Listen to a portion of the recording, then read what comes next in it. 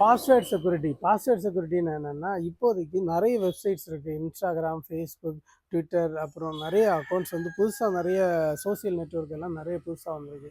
So நம்ம என்ன பண்ணுவோம்னா, புதுசாக இருக்கிற எல்லாத்துலேயுமே நம்ம ஒரு இமெயில் ஐடி அண்ட் பாஸ்வேர்ட் கொடுத்து நம்ம வந்து லாகின் பண்ணியிருப்போம். அதே நேரத்தில் நம்ம வந்து எல்லா எல்லா வெப்சைட்ஸுக்கும் சோசியல் நெட்வொர்க்ஸுக்கும் சேம் பாஸ்வேர்டு தான் கொடுத்துருப்போம், ரிப்பீட் பாஸ்வேர்டு தான் கொடுத்துருப்போம். இந்த மாதிரி சேம் பாஸ்வேர்டு கொடுக்குறதுல என்ன நடக்கும்னா, ஏதாவது ஒரு அக்கௌண்ட்டு காம்ப்ரமைஸ் ஆச்சுன்னா உங்களோட மொத்த அக்கௌண்ட்டும் அவங்க வந்து ஹேக்கர்ஸ் வந்து ஹேக் பண்ணுறதுக்கான 100% சான்சஸ் இருக்குது.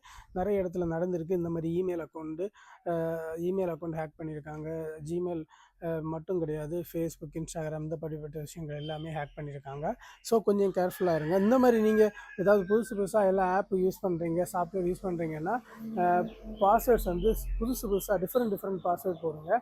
சேம் பாஸ்வேர்ட் போடாதீங்க. நீங்கள் வந்து பாஸ்வேர்டு வேணும்னா பாஸ்வேர்ட் ஜென்ரேட்டர் யூஸ் பண்ணிக்கோங்க. டிஃப்ரெண்ட் பாஸ்வேர்ட் நீங்கள் போடுறவங்களா இருந்தீங்கன்னா, இதில் பாஸ்வேர்ட் மேனேஜர் யூஸ் பண்ணிக்கோங்க. ஏன்னா பாஸ்வேர்டை சேவ் பண்ணி வச்சுக்கலாம். அந்த மாதிரிப்பட்ட விஷயம். இன்னொரு விஷயம் இருக்குது. இதே நேரத்தில் நீங்கள் 2 ஃபேக்டர் ஆதென்டிகேட்டர் இந்த மாதிரிப்பட்ட ஆதென்டிகேட்டர் யூஸ் பண்ணிங்கன்னா உங்கள் அக்கௌண்ட்டு கொஞ்சம் கூட சேஃப்டியாக இருக்கும்.